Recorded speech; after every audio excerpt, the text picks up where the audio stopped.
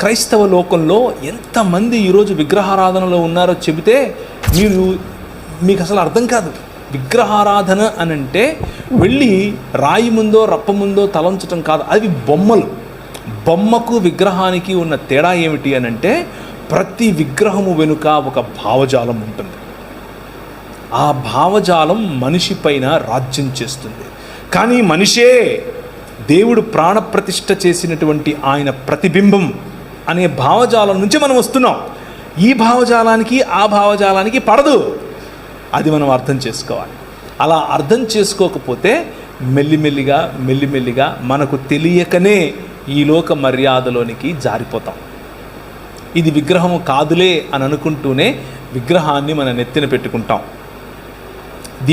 దీన్ని తాకడమో దీన్ని చేయడమో వల్ల ఏమో కాదులే అని అనుకుంటూనే ఈ లోక మర్యాద మన పైన తాండవం చేస్తుంది. అలా తాండవం చేసినప్పుడు సాంస్కృతికంగా ఉన్నాములే అని అనుకుంటూ అటువైపు వెళుతూనే మన జీవితాలను సర్వనాశనం చేసుకుంటాం. జాగ్రత్త. తోటలో శోధకుడు చాలా శక్తివంతుడు. నీకు తెలియని రీతిగా నీ దగ్గరికి వస్తాడు. ఆలయంలో ఉన్న జీవుడు ఆయన ప్రతిబింబం, ఆయన యొక్క ప్రతిమ మరియు ఆయన యొక్క ప్రతినిధి అని దేవుడు చెబుతూ ఉంటే, తోటలో ఉన్న శోధకుడు నీ ప్రతిబింబంగా నీకు దేవుణ్ణి చేసుకో, నువ్వు ఏర్పరచుకున్నటువంటి నీ సిస్టంలో మనుషులను నువ్వు రాజ్యం చెయ్యి అని చెప్తాడు. స్త్రీ పైన పురుషుణ్ణి రాజ్యం చేయిస్తాడు, పురుషుని పైన స్త్రీని రాజ్యం చేయిస్తాడు, కులం చేత రాజ్యం చేయిస్తాడు, ధనం చేత రాజ్యం చేయిస్తాడు. ఏదో ఒక రకంగా కట్లలో కట్టి పడేయటమే వాడికున్నటువంటి శోధకుడికి, తోటలో ఉన్న శోధకుడికి ఉన్నటువంటి ప్రధాన లక్ష్యం. ఏదో ఒక రకంగా సంకెళ్ళు బిగించటమే వాడి ప్రధాన లక్ష్యం. అలా సంకెళ్ళు బిగించే క్రమంలో నీకు ఇచ్చినటువంటి కొద్దిపాటి అధికారంలో, పిలాతు అన్నట్లుగా, నీకు ఒక విషయం తెలుసా, నేను అనుకుంటే నిన్ను ఫ్రీ చేస్తానంటే ప్రభు ఇలా చూసి అన్నాడు, క్యా బాత్ కర్ రే జీ తుమ్, ఏం మాట్లాడుతున్నావు, నేను ఇస్తే తప్ప నీకు ఎక్కడి నుంచి వస్తుంది అధికారం? తెలిసి తెలియనటువంటి మాటలతోనే మీ దగ్గరకు వచ్చి ఏం నేర్పుతాడు అనంటే, నా దగ్గర అధికారం ఉంది, అది నేను మీకు ఇచ్చే ప్రయత్నం నేను మీకు ఇస్తాను. దాన్ని ఎలా ఇస్తాను అనంటే, మీ తోటి వాళ్ళ కట్లు విప్పడానికి కూడా మీ దగ్గర అధికారం ఉంటుంది అని చెప్తారు. కానీ రండి వారి కట్లు విప్పుదుము అని భూరాజులు ఒకరితో ఒకరు మాట్లాడుకుంటున్నారు. ఎక్కడ? 2వ కీర్తనలు 2 కదా. అన్య జనులు ఎలా అల్లరి చేయుచున్నారు, రండి వారి కట్లు విప్పుదుము అని భూరాజులు తమలో తాము మాట్లాడుకుంటున్నారు. ద సిస్టమ్స్ మ్యాన్ క్రియేటెడ్, మనుష్యుడు ఏర్పరచుకున్నటువంటి వ్యవస్థలలో మనిషి ఇరుక్కుపోయి మనుష్యులకు విమోచన ఆ మనుష్యులు ఏర్పరచుకున్నటువంటి సిస్టంలో ఉంది అని అనుకుంటున్నారు. అది ఒక విగ్రహం. మనుష్యుల విమోచన మనుష్యులు ఏర్పరచుకున్నటువంటి మెడికల్ సిస్టంలో ఉందనుకున్నారు. అది ఒక విగ్రహం. నేను రీసెంట్గా ఒక స్టడీ చేశాను. ఆ స్టడీలో దాదాపు కొన్ని బిలియన్స్ ఆఫ్ డాలర్స్ చాలా డబ్బులు ఉన్నటువంటి వాళ్ళు, ఒక 4-5 మంది, ఇంకొంచెం ఎక్కువ కూడా ఉండొచ్చు, పోసి ఆ ప్రాజెక్టును ఫండ్ చేస్తున్నారు. ఆ ప్రాజెక్ట్ ఏంటో తెలుసా? ఆ ప్రాజెక్ట్ ఏంటి అని అంటే, మనిషి మేధస్సు, మనిషి భావనలు ఈ 2 కలిపి ఒక చిప్లో, లేకపోతే ఎప్పటికీ చచ్చిపోకుండా ఉండే నీ మెదడును కాచే ప్రయత్నం చేస్తున్నారు. అది గనక కాచితే, దాన్ని గనక చనిపోకుండా చేస్తే, మిగిలిన చేతులు కూడా ఇనుముది రావచ్చు, కాళ్ళు ఇనుముది రావచ్చు, అసలు గుండె అవసరం లేదు, రక్తం అవసరం లేదు, ఏం అవసరం లేదు. Because your brain is what you are. వాటిని హ్యూమనాయిడ్స్ అని, లేకపోతే పోస్ట్ హ్యూమన్స్ అని పిలుస్తున్నారు. It is already happening. ఇది ఆల్రెడీ జరుగుతోంది. కొన్ని బిలియన్స్ ఆఫ్ డాలర్స్ దాంట్లో కుమ్మరిస్తున్నారు. అందరికీ ఇంకా యాక్సెసిబుల్ రాలేదు, but it is happening already. ఒక చిప్లో మీకున్న కాన్షియస్నెస్ మొత్తాన్ని కూడా ఎక్కించే ప్రయత్నం. అండ్ దిస్ సిస్టమ్, ఈ సిస్టమ్ను చూసుకుని ఆ బిలియన్స్ ఆఫ్ డాలర్స్ పోసిన వాళ్ళు అనుకుంటున్నారు, ఇక మేము ఎప్పుడు చచ్చిపోము అని అనుకుంటున్నారు. కానీ ప్రభు అంటున్నాడు, రండి వారి కట్లు విప్పుదుము అని భూరాజులు తమలో తాము మాట్లాడుకుంటూ ఉంటే, సింహాసనాసీనుడైన వాడు వారిని చూసి నవ్వుతున్నాడు, స్మైల్ కొడుతున్నాడు, ఇస్మాయిల్ అంటున్నాడు. ఏమిరా మీరు, ఎడబోతారు, ఏం చేస్తారు? నా కుమారుడు నేను నిన్ను కనియున్నాను, ఇదిగో నా కుమారుడు, ఆయన సియోనులో నుండి ఆయన రాజ్యమేలటానికి వచ్చాడు, ఆయన భుజముల మీద రాజ్యభారం ఉంటుంది, ఆయన ఆశ్చర్యకరుడు, ఆయన అద్భుతకరుడు, ఆయన ఆలోచనకర్త, ఆయన బలవంతుడైన దేవుడు, ఆయన నిత్యుడగు తండ్రి. ఆయన ఎలా వస్తాడో తెలుసా? సేవకుడై వస్తాడు. ఇప్పుడు మూడవ మాట, ఆలయంలో జీవుడు పోయే క్రమంలో ఆ నశించిపోవటానికి గల కారణం తోటలో ఉన్న శోధకుడు. అయితే ఈ లోకములో నిజమైన మానవుడు రావాలి.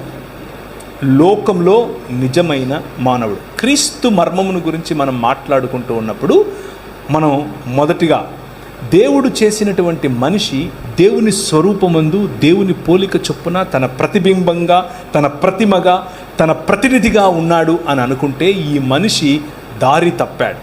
కానీ ప్రభువైన యేసు క్రీస్తు 2000 సంవత్సరాల క్రితం పురాతన కాలము మొదలుకొని శాశ్వత కాలము తన ప్రత్యక్షతలు చూపిస్తూ వస్తూ ఉన్నటువంటి దేవుడు, మామూలు వాడు కాదు, దేవుడు నిజమైన మనిషిగా మన మధ్యకు వచ్చాడు. నిజమైన మనిషిగా. ఆ నిజమైన మనిషి ఈ లోకంలో రావాలి. ఈ లోకంలో వచ్చినటువంటి ఆ నిజమైన మనిషికి ఉన్నటువంటి ప్రధాన లక్ష్యం ఏంటో తెలుసా? మిమ్మల్ని ఇక్కడ నుంచి తీసేసి ఇంకేదో గ్రహానికి తీసుకెళ్ళటం కాదు, మిమ్మల్ని ఇక్కడ నుంచి తీసుకెళ్ళిపోయి ఇంకెక్కడో వేరే లోకంలో పెట్టడం కాదు. నో, ఆకాశములు యెహోవా వశము, భూమిని ఆయన నరులకు ఇచ్చాడు. భూమిని ఆయన నరులకు ఇచ్చాడు. 115వ అధ్యాయం 115వ కీర్తన 16వ వచనం ఇంటికి వెళ్ళి చదువుకోండి.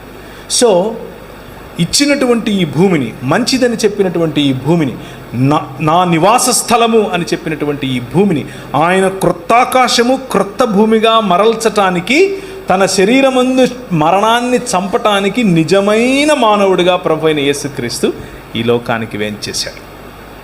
That is the beauty of Christian thought. క్రైస్తవ జీవన విధానానికి ఉన్నటువంటి ప్రధానమైన లేదా అందమైన, మీ మరెక్కడా దొరకనటువంటి, కేవలము ఇక్కడే దొరికేటటువంటి 66 పుస్తకాలు ఉన్నటువంటి మీ బైబిల్ గ్రంథంలో మాత్రమే దొరికేటటువంటి థాట్ ఏమిటి అని అంటే, మనిషి మతాన్ని కడతాడు, దేవుడు మనిషిని కడతాడు. మనిషి మతాన్ని కడతాడు. మతం నిన్ను చంపుతుంది, మతం నిన్ను విభజిస్తుంది. అది క్రైస్తవ మతమైనా సరే. మతం చిచ్చు పెడుతుంది, మతం జలసీ ఇస్తుంది, మతం అవతలి వాడికంటే నిన్ను గొప్పగా నీకు పంపు కొడుతుంది. ఎందుకు అనంటే, తోటలో శోధకుడు ఉపయోగించే ప్రధానమైన వెపన్ మతం. కానీ దేవుడు మనిషిని చేస్తాడు. ఆయన నిర్మించినటువంటి ప్రధానమైన వ్యవస్థ ఏమిటి ఈ ప్రపంచంలో అనంటే, మనిషి. In the image of God, దేవుని యొక్క స్వరూపము, దేవుని యొక్క పోలికలో ఉన్నటువంటి మనిషి. యెషయా గ్రంథం మొదటి 39 అధ్యాయాలు ఈ తోటలో శోధకుడి చేత పతనావస్థలో ఉన్నటువంటి ఆలయంలో ఉన్న జీవుని గురించి మాట్లాడుతుంది. మొదటి 39 అధ్యాయాలు. 40వ అధ్యాయం నుంచి ఆఖరి అధ్యాయం వరకు లోకములోనికి రాబోతున్నటువంటి, లేదా లోకములోనికి వచ్చినటువంటి, అప్పటికి ఇంకా రాలేదు కాబట్టి రాబోతున్నటువంటి నిజమైన మానవుడి గురించి మాట్లాడుతుంది. ఈ నిజమైన మానవుడు దేవుడు ఏర్పరచుకున్నటువంటి రాజ్య నిర్మాణకుడు. ఈ నిజమైన మానవుడు ఇశ్రాయేలుకు ప్రతినిధి. ఈ నిజమైన మానవుడు సర్వలోకమునకు ప్రతినిధి. ఈ నిజమైన మానవుడు సర్వ మానవాళికి ప్రతినిధి. ఇశ్రాయేలును నిజమైన రాజ్యముగా చేయటం ఈయనే చేస్తాడు. ఇశ్రాయేలుగా ఈయనే పిలువబడతాడు. ఇశ్రాయేలు చేయాల్సినటువంటి లోకమునకు వెలుగునిచ్చేటటువంటి పనిని ఈయనే చేస్తాడు. ఈయన చేసి ప్రపంచములను ఆకర్షిస్తాడు. ఖమ్ అని చెప్తాడు. జకర్యా గ్రంథం 2వ అధ్యాయం 8 నుంచి అవుతారన్నా, 8 నుంచి. జకర్యా గ్రంథం, సైన్యములకు అధిపతియగు యెహోవా సెలవిచ్చినదేమనగా, మిమ్మును ముట్టినవాడు తన కనుగుడ్డును ముట్టినవాడని మిమ్మును దోచుకొనిన వారికి అన్య జనుల యొద్దకు ఆయన నన్ను పంపినాడు. ఎవరు మాట్లాడుతున్నారు? ఎవరు మాట్లాడుతున్నారు? ఆయన మాట్లాడేది. ఓకే, మరి పంపింది ఎవరు? ఆయన నన్ను పంపాడు అంటే ఎవరు? ఆలోచించండి, ముందు చదవండి ఇంకా. ఓకే, ఇంకా నేను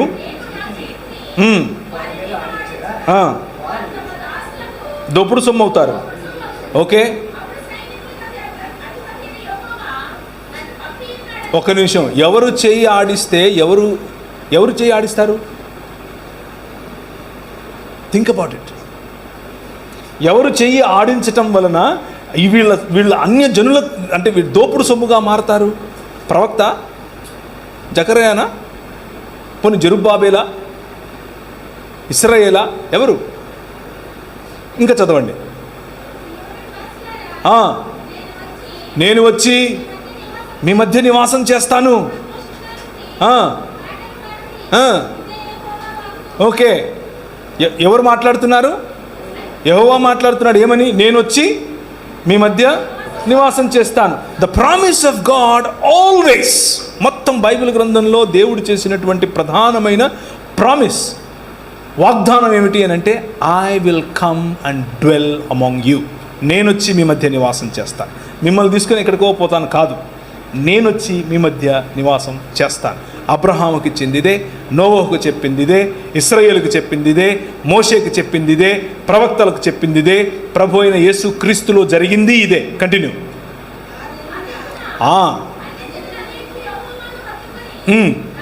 ఒక్క నిమిషం అనండి. యెహోవాను హత్తుకుంటే ఎవరికి జనులు అవ్వాలి? యెహోవాకే జనులు అవ్వాలి. మధ్యలో ఈయనెవరు?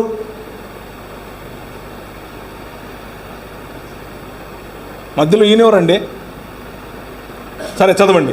ఆ దినమున అనేకులు అన్య జనులు యెహోవాను హత్తుకుని నాకు జనులవుదురు, నేను మీ మధ్య నివాసము చేదును. అప్పుడు ఒక్క నిమిషం అండి. ఎవరు పంపుతున్నారు? యెహోవా పంపుతున్నాడా? ఓకే, అది పక్కన ఫైనల్. అది ఫైనల్. నెక్స్ట్ వచనం చదవండి.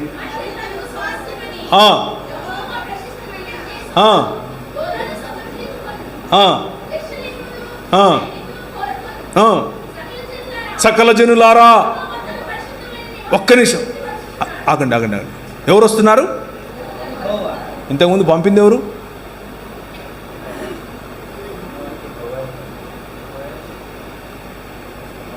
యెహోవా పంపాడు. మీకు అర్థమవుతుందా? The deeper truth lying here. క్రీస్తు అనే మర్మం ఏమిటి అని అంటే, ఆయన యెహోవాగా పిలువబడినటువంటి వాడు, యెహోవా పంపగా వచ్చినటువంటి యెహోవా దేవుడు.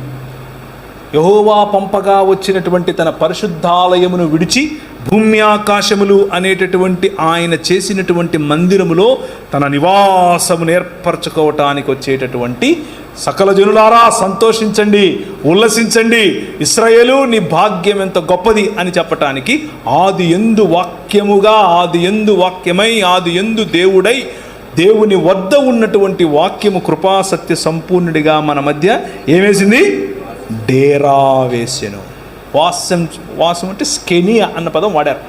మీరు స్కెనియా బస్సులు చూసారా? ఆర్టీసీ బస్సులు, ఏపీఎస్ఆర్టీసీ స్కెనియా అని రాసుంటాయి. స్కెనియా అంటే టెంట్ అని అర్థం, గ్రీక్ పదం అది. ఆయన మన మధ్య గుడారము వేసెను. That is who Christ is. అది క్రీస్తు అంటే. మనం చేసుకునే బుడిగల్లో ఉంటాడంటారేంటి మీరు? రాయి తీసుకొని వచ్చి ఇదే దేవుడు అంటారేంటి మీరు? నీళ్ళల్లో పెట్టి కడుగుతారు పిల్లోడిని పుట్టినట్టు. ఆయన మిమ్మల్ని శుద్ధి చేశాడు. మీరేదో పంచేంద్రియాలు పెడతానంటున్నారు. ఆయన మీకు ఏమిచ్చాడు? పంచేంద్రియములు ఇచ్చాడు. ఆయన మీకు బుద్ధినిచ్చాడు, తెలివినిచ్చాడు. మీరు తీసుకొచ్చి పూల మీద పడుకోబెడతారంటే మన స్కిన్ తాకి చూడండి ఎలా ఉంటుందో. మీరేం తెచ్చి మళ్ళీ కళ్ళకు మైనం పెట్టడం ఏంటి, తీయటం ఏంటి? ఆయన ఏం చేశాడు? లోకమునకు వెలుగై నీకు వెలుగునిచ్చాడు. నువ్వు కళ్ళు తెరిస్తే ఆయన వెలుగు కనిపిస్తుంది. ఇక్కడి నుంచి వచ్చే వెలుగు చూడలేనంతది, అది కాదు, అది లోక మర్యాద. ఆయన ఇచ్చే వెలుగు లేనిదే నువ్వు చూడలేవు. కూర్చున్నటువంటి వారికి నేను ఇచ్చే పిలుపు.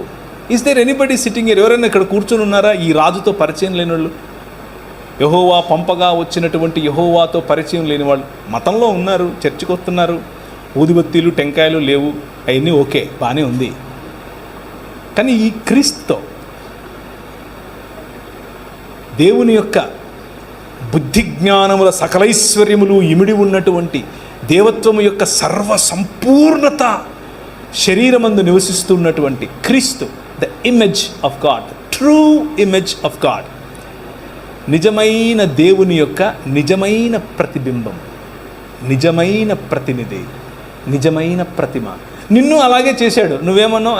ఊరుకో, నాకు ఇది కావాలన్నావు, పోయావు.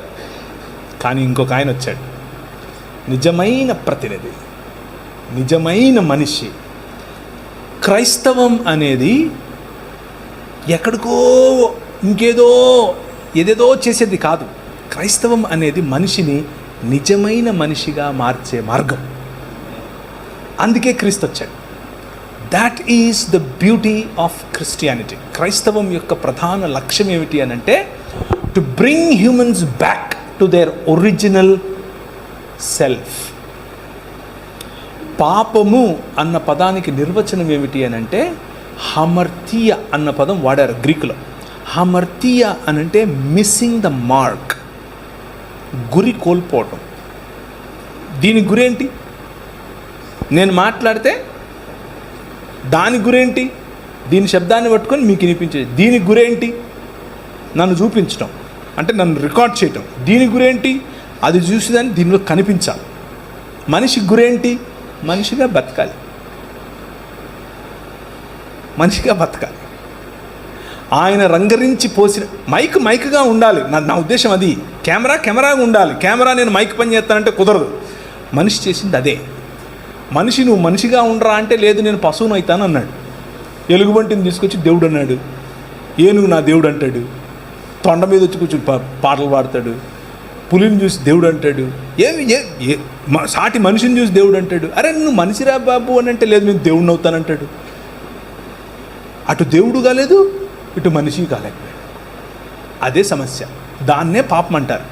Very simple. Bible talks about sociological issues like, అంటే సమాజానికి సంబంధించినటువంటి కోణాన్ని మీ ముందుకు తీసుకొస్తున్నాను. మనిషి ఆ విధంగా బ్రతకలేకపోయాడు కాబట్టే మనుష్యత్వం కోల్పోయాడు. దేవుడిచ్చినటువంటి మహిమను కోల్పోవటం అని అంటే చావు తెచ్చుకోవటం, చచ్చిపోవటం.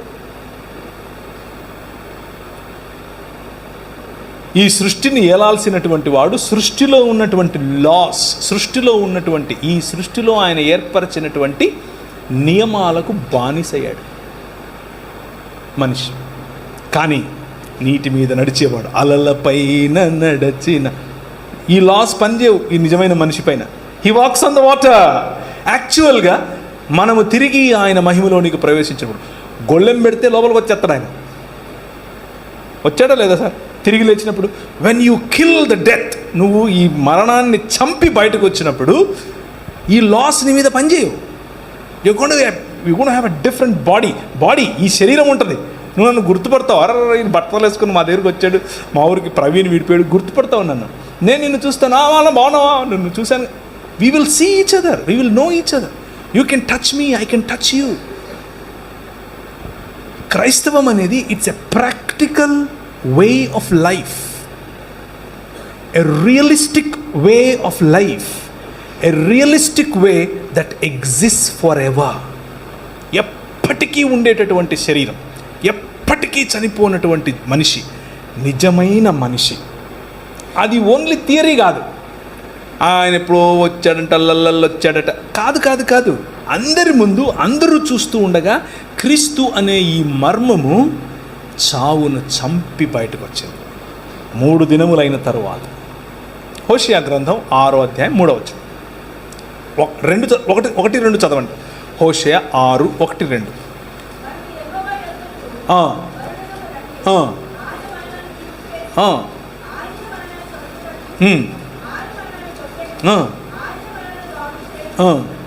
2 దినములైన తరువాత ఆయన మనలను బ్రతికించును, మనము ఆయన సముఖమందు బ్రతుకున్నట్లు 3వ దినమున. ఎవరండి 2 దినములైన తర్వాత బ్రతికింది? 3వ దినమున ఇంకెప్పుడూ చావనటువంటి జీవితాన్ని ఎవరండి తీసుకొచ్చింది? You understand what I'm saying? ఇశ్రాయేలు అది క్లెయిమ్ చేస్తుంది. ఇశ్రాయేలు అంటున్నాడు. హోషే గ్రంథకర్త ఏం చెప్తున్నాడంటే, ఇశ్రాయేలుతో మనం ఆయన వైపు తిరుగుదాం రండి, 2 దినాలు అయిన తర్వాత ఆయన మనల్ని బ్రతికిస్తాడు.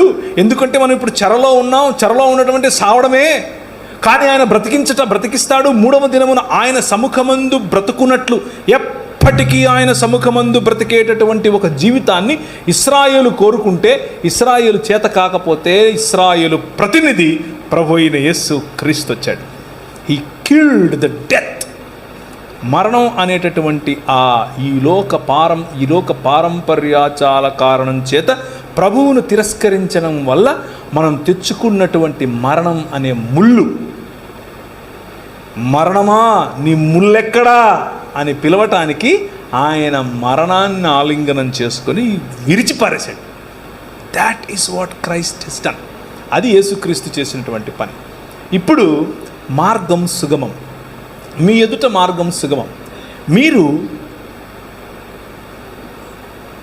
మతంలో, క్రైస్తవ మతంలో బైబిల్ చదవటం, ప్రార్థన చేయటం ఇవన్నీ ఓకే, కానీ ఈ మార్గం తెలుసా మీకు? ఆయన చూపించిన ఈ మార్గం మరణాన్ని చంపే మార్గం, శత్రువును గెలిచే మార్గం, ప్రేమతో పగవాడి అక్కడెక్కడ వెళ్తూ ఉంటే పరిగెత్తుకుని పోయి నేనే అని ఆలింగనం చేసుకోవటం, అవతలోడు దూషిస్తూ ఉంటే, తిడుతూ ఉంటే వాడిని నవ్వుతూ చూసి గాడ్ బ్లెస్ యూ బ్రదర్ అని అంటే వాడి నెత్తి మీద నిప్పులు పోసినట్టు ఉంటుంది. Do you know this way? మీకు ఈ మార్గం, దేవుని మార్గం అర్థమవుతుందా? That is your call. అది మీ పిలుపు. క్రైస్తవ సంఘం కేవలం భక్తి లేకపోతే భజన చేసుకుని ఒకానొక రోజు చచ్చిపోవడానికి మనం ఇక్కడ లేము. That is not what we are called for. అది కాదు మనం పిలువబడింది. మనం పిలువబడింది మచ్ బిగ్గర్ ప్రాజెక్ట్, ఇంకా చాలా పెద్ద ప్రాజెక్ట్. ఏంటి ఆ project? The project of bringing humans to new humanity. మనుష్యులను నిజమైన మనుష్యత్వం వైపుకు పిలిచేటటువంటి project. Calling people to a resurrected life. పునరుత్థానం చెందినటువంటి శరీరముల వైపుకు పిలిచేటటువంటి పిలుపు. అన్నిటినీ మించి క్రీస్తును పోలిన మానవత, నిజమైన మనుష్యత్వం. ఇది క్రైస్తవం. నిజమైన మనుష్యత్వం, ఈ లోకంలో నిజమైన మానవుడు.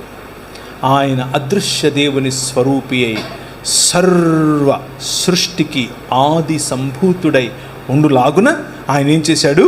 తన కుమారుని యందు మనకు విమోచననిచ్చాడు.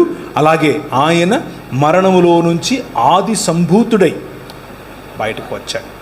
So that you all can come back to life, or you all can resurrect. మీరు ఆయన తరువాత ఆయన మార్గమును అనుసరించిన కారణం చేత పునరుత్థానులవ్వాలని, ఆయన సముఖమందు ఎల్లప్పుడూ ఈ భూమిని స్వతంత్రించుకొని, నూతనాకాశమును నూతన భూమిని స్వతంత్రించుకొని బ్రతకాలని, 3వ దినమున ఆయన సముఖమందు స్థిరపడాలని తండ్రి అభీష్టం. మత ప్రాతిపదికన 4 రోజులు బ్రతికేసి వెళ్ళిపోదాం అని అనుకుంటే this way will disappoint you. ఈ మార్గం నిన్ను డిసప్పాయింట్ చేస్తుంది. కానీ మరణాన్ని చంపాలి, నూతన సృష్టిగా మారాలి, క్రీస్తును పోలిన జీవన విధానంలోనికి రావాలి అని అంటే welcome to a new way. And that is ఆయన కడుతూ ఉన్నటువంటి క్రొత్త ఇల్లు, ఆయన కడుతున్నటువంటి క్రొత్త ఆలయం, ఏ చేతి సహాయము లేకుండా తీయబడినటువంటి రాయి, ఆధారశిల, ఇంతింతై మహాపర్వతమై ప్రపంచమంతటా వ్యాపించే ఆధారశిల. ఆ ఆధారశిల పైన నిజమైన మానవుడు యేసు క్రీస్తు మీ హృదయముల యందు ప్రతిష్ఠ చేస్తే, మీ హృదయముల యందు ఆయనను ప్రతిష్ఠించుకుంటే బ్రతుకుతారు. You will live. మనము బ్రతుకున్నట్లు యెహోవా వైపుకు మరలుదము రండి. Now let me ask you simple question. మీరు ఏర్పరచుకున్నటువంటి మీ హృదయాల్లో మీ పైన రాజ్యం ఏలుతున్నటువంటి వ్యవస్థలు ఏంటివి? కొంతమందికి అది డబ్బు, కొంతమందికి కులం, కొంతమందికి మినిస్ట్రీ. మినిస్ట్రీ ఎక్కడన్నా అవుతుందా? ఎస్. కొంతమంది వాళ్ళు ఏర్పరచుకున్న మినిస్ట్రీ వాళ్ళకొక విగ్రహం, వాళ్ళకొక వ్యవస్థ, దాని చేత పరిపాలించబడుతూ ఉంటారు. కొంతమంది వాళ్ళు ఏర్పరచుకున్నటువంటి కులం, మతం, వర్గం, ప్రాంతం, దేశం, ఇవన్నీ వేరు వేరు వ్యవస్థలు. ఆ వ్యవస్థలు ఒక ఐకాన్ను ఏర్పరచుకొని, ఆ వ్యవస్థలకు ఒక బొమ్మ ఏర్పరచుకొని, వాటిలో ఈ వ్యవస్థ ప్రాణం పోస్తుంది. అది మిమ్మల్ని ఏలుతుంది. ఏం ఏలుతుంది మిమ్మల్ని ఈరోజు? Think about it. క్రీస్తు మార్గములో కాక, క్రీస్తు మీ పైన ఏలటం కాక, ఏ వ్యవస్థ మీ పైన ఏలుబడి చేస్తుంది అని ఒక్కసారి ఆలోచించాలి. ఒక్కసారి కనుక డీపర్గా మీరు ఆలోచిస్తే చాలా బొమ్మలు బయటకు వస్తాయి. తవ్వే కొద్దీ ఆయన అన్నారు, పురుషోత్తమ చౌదరి, త్రవ్వుతున్న కొలది పెరుగు తరగదునా. అది మనిషి. వన్ సోల్ ఫోకస్, ఒకే ఒక్క ఫోకస్. ఏమిటి అని అంటే క్రీస్తును పోలిన మానవత. మనిషిని హిందువుగా చూడొద్దు, ముస్లింగా చూడొద్దు, క్రైస్తవుడిగా చూడొద్దు, బౌద్ధుడిగా చూడొద్దు. మనిషిని మనిషిగా చూడండి. కష్టమా? చాలా కష్టం. చాలా ఈజీగా, చాలా కష్టం. మతం తట్టుకోలేదు, బట్టలు చింపేసుకుంటుంది. నిజంగానే అంటే ప్రభు అయిన యేసుక్రీస్తును చంపింది ఎవరు అంటే మతమే కాదా? ఆమె రాంగ్? పిలాతు చేతులు కడిగేసుకుని నాకెందుకు రా బాబు, లే చంపండి అని అన్నాడు. మతం నిజమైన మనిషిని చూస్తే బట్టలు చింపేసుకుంటుంది. ప్రధాన యాజకుడు అన్నాడు, యూదుల రాజుకు క్రీస్తు. ఏమని నువ్వు అన్నావు? అవును, నువ్వు అన్నట్టే. మనుష్య కుమారుడు ఆకాశ మేఘారుడై దిగివచ్చుట మీరు చూస్తారు అని అంటే ఇంతకంటే ఎక్కువ సాక్ష్యం కావాలని బట్టలు చింపుకున్నాడు. మతము తట్టుకోలేదు మనిషిని. Try to live a real human life. నిజమైన మనిషిగా బ్రతికి చూడు. మతం మెల్లిమెల్లిగా తన పట్టు కోల్పోతుంది. That's what Paul did. పౌలు చేసింది అదే. పౌలు ఛాలెంజ్ చేసినటువంటి, అంటే ఈ లోకంలో ఉన్నటువంటి నిజమైన మానవుడు ఛాలెంజ్ ఏమేమి చేశాడు తెలుసా? మొదటిది, రెండవ మందిరపు యూదా సమాజము యొక్క విగ్రహములను ఛాలెంజ్ చేశాడు. రెండవ మందిరం, first temple Judaism is different from second temple Judaism. Second temple జుడాయిజంలోనే ప్రభువైన యేసుక్రీస్తు కూడా వచ్చారు. నెంబర్ 2, ఫారసీకల్ లా, అంటే పరిసయ్యుల యొక్క ధర్మశాస్త్రం పట్ల ఉన్నటువంటి నిష్ఠాభావాలను ఛాలెంజ్ చేశాడు. నెంబర్ 3, హెలెనిస్టిక్ యూదులు, అంటే యూదులలో ఉన్నటువంటి వారు కొందరు గ్రేకుల యొక్క హెలెనిజంను అడాప్ట్ చేసుకుని రెండిటి మధ్య సింక్రటిస్టిక్ లైఫ్ జీవించారు. వాళ్ళ ముందు నిలబడుకొని he challenged them to come back to Christ. క్రీస్తు వైపుకి రమ్మని పిలిచాడు. 4వది, రోమా శాసకుడైనటువంటి కైసర్ అగస్తస్కు విగ్రహాలు పెట్టి ఆయన దేవుడని, ఆయన కుమారుడు ఇంకెవరో కాదు కైసర్ తిబేరియస్ అని చెప్పి, ఈయన దేవుని కుమారుడు, ఆయన దేవుడు అని చెప్పుకుని తిరుగుతూ ఉన్నటువంటి ఒక మతం. ఆ మతం ఎదుట నిలబడి no, Jesus is the king అని చెప్పాడు. క్రీస్తే, Jesus Christ is the lord of all. యేసు క్రీస్తు అందరికీ ప్రభు, అందరిలో ఇడుగుడున్నాడని చెప్పాడు. అందరిలో ఇదిగో తిబేరియస్ ఉన్నాడు, అందరిలో నువ్వు ఉన్నావు నేను అని చెప్పాడు. మతం తట్టుకోలేదు ఇలా చెప్తే. అదేంటి? మతానికి చాలా కోపం. ఎందుకు అనంటే నిజమైన మనిషి, నిజమైన మనిషి కల్పించినప్పుడు అన్ని వ్యవస్థలు మెల్లమెల్లగా నిర్వీర్యమైపోతాయి. ప్రభు అయిన యేసు క్రీస్తు ఈ లోకంలో అదే చేస్తున్నాడు. If you go back to history, ఒకసారి హిస్టరీని కనుక మీరు చదివితే ఎలాంటి మూవ్మెంట్స్ ఆయన తీసుకొచ్చాడు, భారతదేశంలో మిగిలిన దేశాల్లో ఎలా మనుష్యులను తిరిగి నూతన మనుష్యత్వం వైపుకు తిరిగి తెస్తున్నాడు. స్త్రీలకు ఇచ్చినటువంటి ప్రాధాన్యత, పిల్లలకి ఇచ్చినటువంటి ప్రాధాన్యత, వృద్ధులకు ఇచ్చినటువంటి ప్రాధాన్యత, బడుగు బలహీన వర్గాలకు ఇచ్చినటువంటి ప్రాధాన్యత, ఏమాత్రము ఎన్నిక లేని వారుగా చూస్తున్నటువంటి వారికి పెద్దపీట వేసినటువంటి ఆలోచన విధానం. ఇట్స్ ఆల్ ఇదంతా మీరు కనుక చూస్తే యేసు క్రీస్తు అందరికీ ప్రభు, అన్ని కాలాల్లో ప్రభు, అన్ని సంస్కృతులకు ప్రభు, అన్ని దేశాలకు ప్రభు, అన్ని భాషలు ఆయన కోసమే. ప్రతి మోకాలు ఆయన దగ్గర. మోకాలు వంగటం అని అంటే మోకాళ్ళు ప్రార్థన చేయటం కాదు. మీరు ఎప్పుడైనా చూసారా? ఇప్పుడు కైసర్ ఉన్నాడు అనుకోండి, అక్కడ కైసర్ దగ్గర ఇలా వంగాలి. అది అంటే నువ్వు రాజు అని సలాం కొడతారే, that is what it means. ప్రతి మోకాలు ఆయన ముందు వంగుతుంది అంటే దాని అర్థం అది. That is what Jesus is doing. అదే యెషయా గ్రంథం 60 నుంచి మిగిలిన అధ్యాయాలన్నీ అదే. So I'm summarising. నేను యెషయా గ్రంథం యొక్క సమరీ చెప్పాను ఈరోజు మీకు. యెషయా గ్రంథంలో ఆయన మొదటి 39 అధ్యాయాల్లో కూడా పోత పోసిన విగ్రహముల గురించి మాట్లాడతాడు. వాటిని మాక్ చేస్తాడు. అవి నోరు ఉండి మాట్లాడలేవు, కళ్ళుండి చూడలేవు. ఏంద్రా మీరు దానికి పోయి వంగుతున్నారు? ఎందుకు?